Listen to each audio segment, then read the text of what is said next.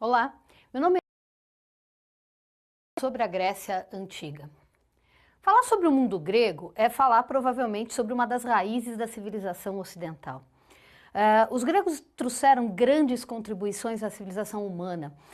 Inclusive a história, que é o curso que você está fazendo hoje aqui comigo, né, ele surge, na verdade, de uma preocupação grega. A filosofia, a matemática como lógica aplicada a números, tudo isso é fruto da civilização grega. E provavelmente o conceito mais famoso e mais discutido, sobre a qual já se fez guerras e guerras sem fins, surge na Grécia, que é o conceito de democracia. Aonde estão os gregos? Bem, a gente vai ter gregos espalhados por toda a região do Mediterrâneo, né? Nós temos os gregos na chamada Grécia continental, né? Na chamada Grécia insular, na região oriental do Mediterrâneo, em espaços como, por exemplo, na África, e uma das mais famosas colunas gregas será a Magna Grécia, que é na Itália. Portanto, a civilização grega, ela circula toda a região do Mediterrâneo. Agora, é importante observar que a civilização grega, ela tem antecedentes, ou seja, os feitos gregos, o próprio conceito de cidade-estado, de democracia, ela tem seus antecedentes em civilizações que se desenvolveram nesta mesma região. A primeira delas é a civilização cretense, a civilização que se desenvolve na ilha de Creta. Existe hoje muita especulação sobre o que aconteceu com a civilização cretense. Ela se desenvolve muito rapidamente, ela tem um grande auge, né, com o desenvolvimento de grandes espaços, né, os chamados palácios de Creta. A gente pode ver aqui marcados como, por exemplo, Knossos, Faestos, Arcos e Malha. São grandes complexos que são chamados de palácios. A gente não sabe exatamente o que eles eram, mas eles são grandes centros administrativos, políticos e sociais.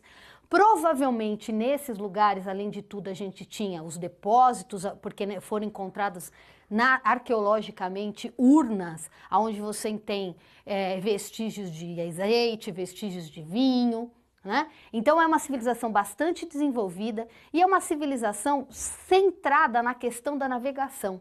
É um grande outro poder comercial na região do Mediterrâneo. O que a gente sabe é que num determinado momento esse grande poder entra em colapso. Exatamente o que aconteceu é um grande mistério. Existe, inclusive, contemporaneamente, algumas pesquisas que apontam que a ilha de Creta, na verdade, foi alvo de um acidente natural. Uma explosão vulcânica na ilha de Santorini teria provocado um enorme tsunami e destruído a região de Creta.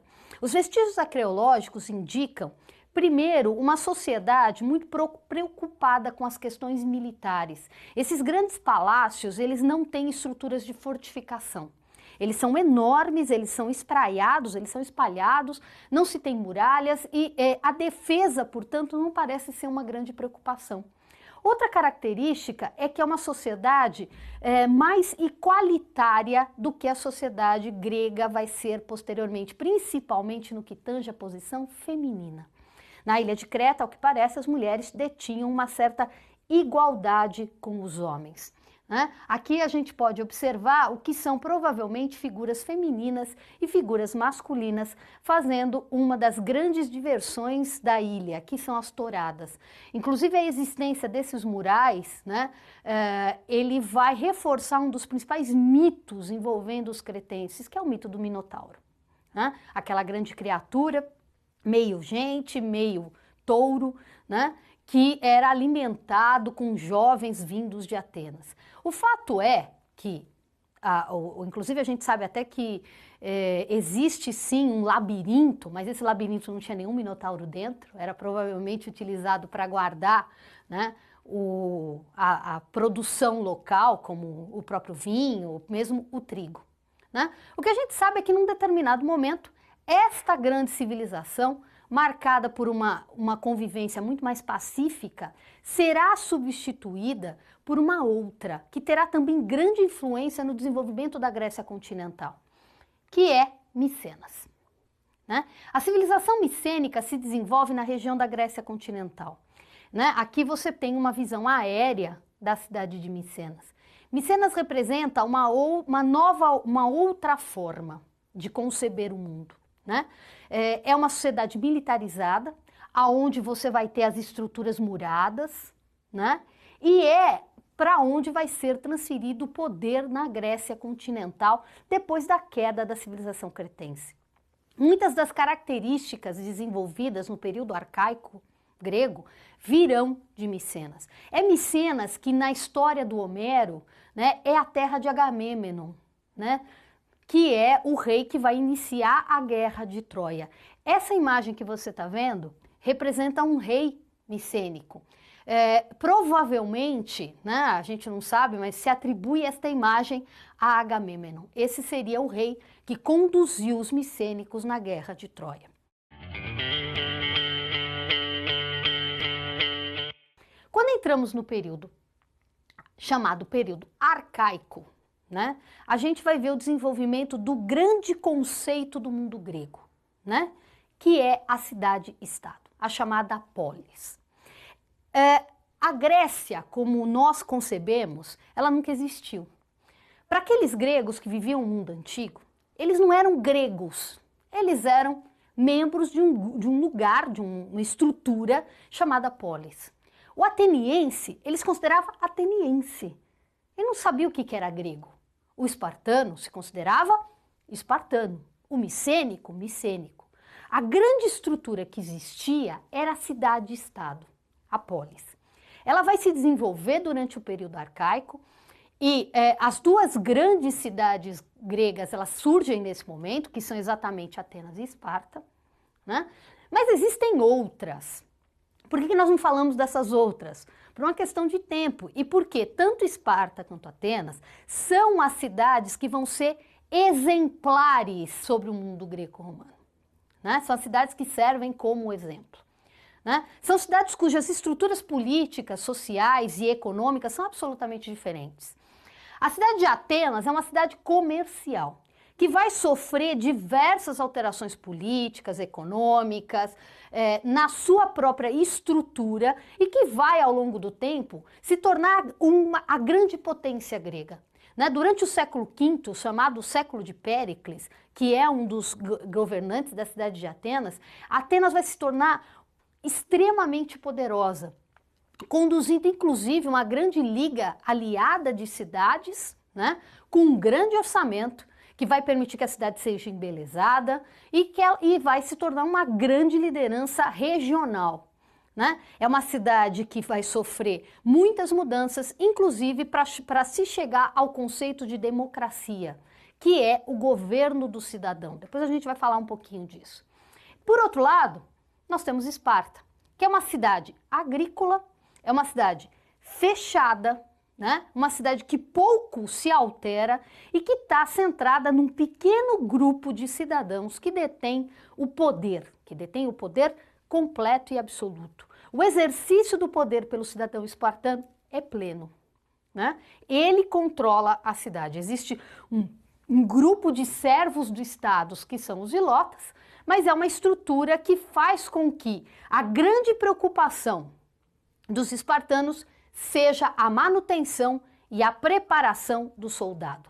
O soldado espartano, o hoplita espartano, era temido pelo mundo grego todo, né? Exatamente porque este homem era preparado desde os 7 anos de idade e tinha que obedecer um serviço militar que se estendia até os 60 anos. Se ele sobrevivesse, seriam 53 anos de serviço militar. Provavelmente, um dos temas mais conhecidos no mundo grego é a ideia da democracia, né? A democracia ateniense.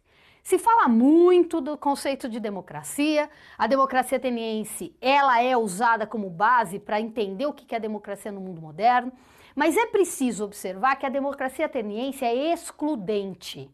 Eu digo quem tem direito, para excluir a maior parte da população. Na verdade, quem tem direito de participar é um grupo muito pequeno. Quem é o cidadão ateniense?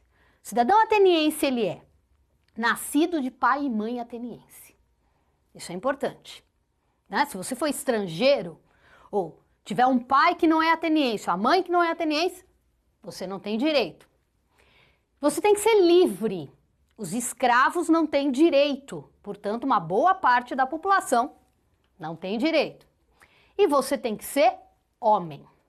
As mulheres atenienses não têm direito de participar da ação política, mas elas têm que ser registradas como cidadão, porque você só é cidadão se a sua mãe for cidadão. Portanto, como você pode ver, a democracia ateniense exclui, não inclui, né? A maior parte da população não é cidadão. Agora, se você é parte dessa população, você tem seus direitos garantidos, principalmente estes três: a isonomia, a igualdade perante a lei, a isegoria, o direito de falar em público nas assembleias, e a isocracia, o direito ao acesso aos cargos públicos na administração. Então, você podia ser eleito a cargos públicos, né? Os conflitos regionais vão fazer com que a Grécia como um todo se envolva em duas grandes guerras.